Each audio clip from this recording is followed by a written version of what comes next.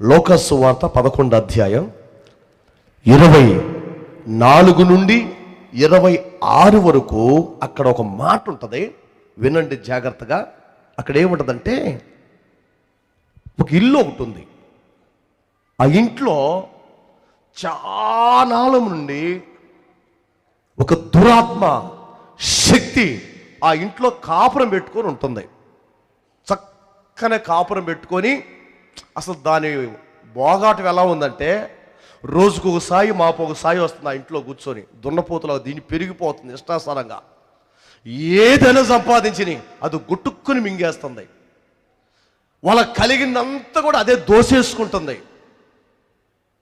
వినాలి, అలాంటి టైంలో ఎంత సంపాదించినా ఏది చేసినా సమాధానం లేదు, సంతోషం లేదు, ఆరోగ్యం లేదు, ఆశీర్వాదం లేదు, క్షీణించిపోతుంది కుటుంబం. ప్రభువుని ఏడుకున్నారు. ఒకరోజు తెలుసుకున్న తప్పిన కుమారుడు గ్రహించి ఆ ఇంటి వాళ్ళు తెలుసుకొని ఆకాశమును దేవుడికి మొరపెట్టి ఆయనకు ఆహ్వానించారు.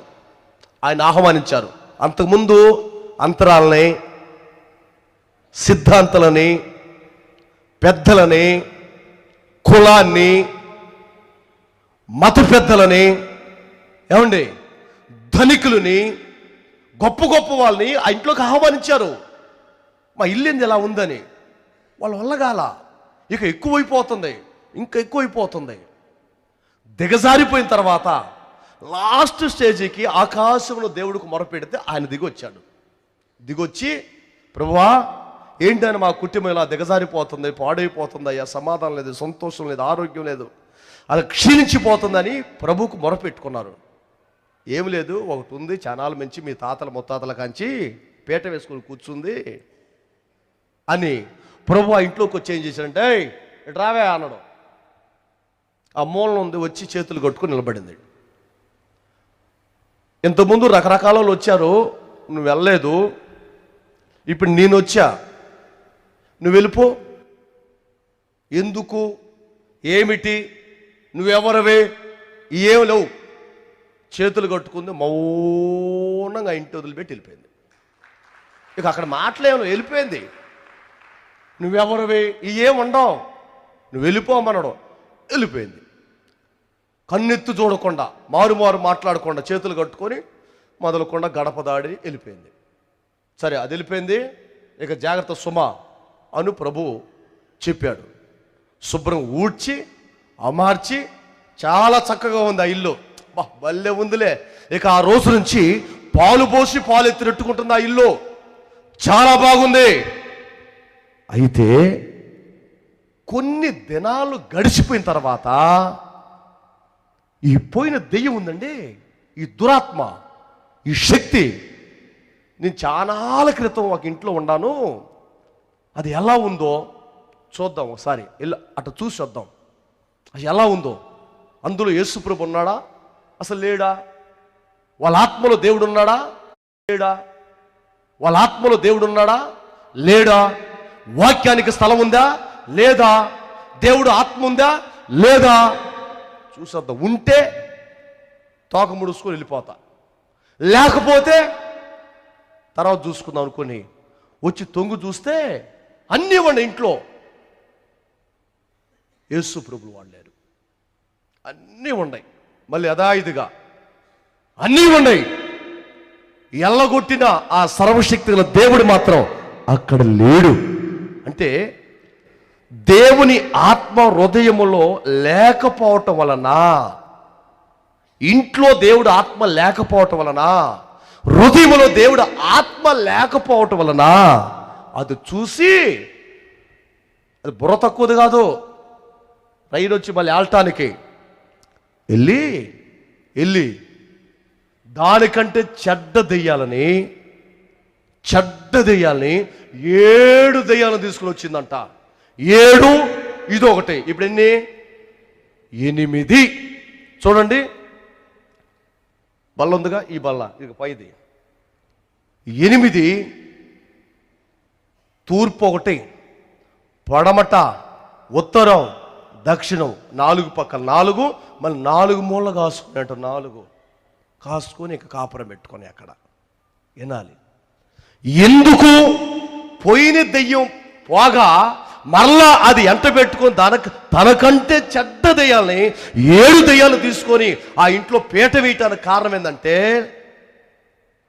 దేవుని ఆత్మ, దేవుని చేత ఆత్మతో నింపబడకుండా ఆ హృదయం ఉండటం వలన, ఆ ఇల్లు ఉండటం వలన తనకంటే చెడ్డ దెయ్యాలు ఆ ఇంట్లోకి వచ్చి కూర్చున్నాయి. ఏమైనా అర్థమైందంటారా మీకు? ఆత్మ హృదయంలో ఉండాలి. దేవుడు ఆత్మ హృదయంలో ఉన్నప్పుడు మనకు చెడ్డ దెయ్యాలు రావు. హృదయములో, ఇంటిలో దేవుడు ఉన్నప్పుడు, దేవుడు ఆత్మ ఉన్నప్పుడు అవి పని చెయ్యవు. ఎప్పుడైతే మనం ఆత్మలో దిగజారిపోయి, కుటుంబ ప్రార్థనలో దిగజారిపోయి, ఏమండి ఆత్మలో దిగజారిపోయి ప్రార్థన లేక, భక్తి లేక ఈ లేని పక్షాన మునుపుడు కంటే దుర్మార్గులుగా మారే వ్యక్తులు బోల్డ్ మంది ఉన్నారు. ఒక ఆయన అంటాడు, ఎంతమందితో ఒక ఆయన అంటాడు, వాళ్ళ ఆవిడ తగాత పెట్టుకుంది. దుర్మార్గుడా, దుష్టుడా, నీకు ఎంతమందిరా? 2-3 దాకా ఉన్నారు కదా, నీకు 3 ఉండాలంటే 3 కాదా, నాకు 13 అనడం. 3 కాదు, నువ్వు లెక్క తేడా పడుతున్నావు, నాకు 13 అనడం. ఆ వంటదే చెడిపోయినాడా, దున్నపోతు మొహవాడా, సమరా స్త్రీ బెస్ట్ కదరా, నువ్వు వాళ్ళ అన్నవరా నువ్వు అంటుంది. నాకంటే బెస్ట్, నాకంటే ఇంకా పెద్ద ముదురులు ఉన్నారుగా, సలోమన్ లేడు అంటున్నా ఆయన. ఇంకొక ఆయన, మళ్ళీ ఆయనే ప్రభుని నమ్ముకున్న వాళ్ళు, దేవుని నమ్ముకున్న వాళ్ళు దిగజారిపోయి దెయ్యాలు హృదయంలోకి, ఇంట్లోకి వచ్చి ఏంటంటే ఆట ఆడుతున్నాయి. అందుకని అవి రాకుండా ఉండాలంటే బైబిల్ చెబుతుంది అపొస్తలుల బోధ యందు, రొట్టె విరుచుట యందు, సహవాసం యందు, ప్రార్థన యందు ఎడతెగక ఉండాలి. బోధ, ఓహో ఈరోజు పండగలాగా ఉన్నట్టుందే, 7 నీళ్ళు పండగ అయ్యాలా, 7 నీళ్ళు పోసుకునే పండగ, రేపేమో అరిసెలు పోసులు తినే పండగ, రేపేమో దున్నల మేకలు కోసుకునే పండగ. భలే ఉంది మొత్తానికి. చేసుకోవద్దాం, పండగ చేసుకోవడం తప్పే ఉంది. ఇంకొకసారి దేవుని గట్టిస్తూ చెప్పగలరా? సిగ్గులేని బ్రతుకులేందంటే, ఈరోజు పండగకి వెళ్ళకొస్తారా చుట్టాలు బట్టాలు, చర్చి మానుకుంది పెదాక, వాళ్ళు తీసుకొని రావాల్సింది పోయి వాళ్ళు వచ్చారని ఏమాగింది? నీ మోకాను పేడ కలుపు, పేడ నీళ్ళు కొట్ట ఏందమ్మా. ఇప్పుడు బ్రతికొండ చేప అనుకో, ఎంత ఉరడగా నీళ్ళు వచ్చినా ఎక్కి వెళ్ళిద్ది. చచ్చిన చేప ఏమైద్ది? కొట్టుకొని వెళ్ళిద్ది. 97వ సంవత్సరంలో ఉస్తాయపల్లిలో మేము ఉన్నాం.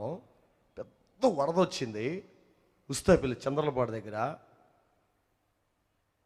ఈ కృష్ణానది పొంగి ఆ పైన ఆ సెలయేరు, ఆ కొండల్లోంచి పెద్ద దార వస్తుంది నదిలోకి, వర్షం నీళ్ళు. ఈ చేపలు కొండెక్కుతున్నాయండి, మా కళ్ళతో చూసాం మేము. పెద్ద కేజీ, అర కేజీ, పావు కేజీ చేపలు కొండనెక్కుతున్న ఇట్లాగా ఆ నీళ్ళు ఆధారం చేసుకుని పైకి వెళ్ళిపోని, నీళ్ళు ఉండటం వల్ల అది ఆకాశానికి ఎక్కిపోతున్నాయి. సచిన్ చేపలు ఏమవుతుంది తెలుసా? కొట్టుకొని వెళ్ళిపోతాయి. ఆత్మలో దిగజారకుండా, కుటుంబాలలో దిగజారకుండా, దేవుడు ఆత్మతో మనం ప్రేరేపించబడి ముందుకెళ్తే దురాత్మ శక్తులకి మన హృదయంలో కానీ మన ఒంట్లో కానీ చోటు ఉండదు. గట్టిగా తెలిగిస్తుందాం. అవి రాకుండా ఉండాలంటే ఏం చేయాలి? అపొస్తలుల బోధ, రొట్టె విరుచుట యందు, సహవాసం యందు, ప్రార్థన యందు ఎడతెగక ఉండాలి. ఇక్కడ ప్రార్థన అంటే ఇసుకొచ్చింది అనుకో బిడ్డ, రేపు పొద్దున పరలోకం కూడా నీకు ఇసుగ్గా ఉంటుంది, చేదరగా ఉంటుంది, చికాగ్గా ఉంటుంది. అందుకని ఇక్కడ యేసు నామములో ప్రార్థనలన్నీ అలవాటు చేసుకును గాక.